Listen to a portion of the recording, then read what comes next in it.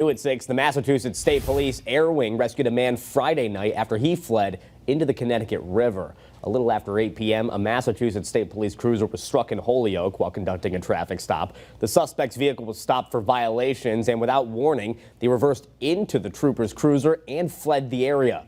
That car was quickly located, abandoned near St. Kolb Drive. The crew of Air 2 found the suspect ducking behind a wall along the bank of the Connecticut River.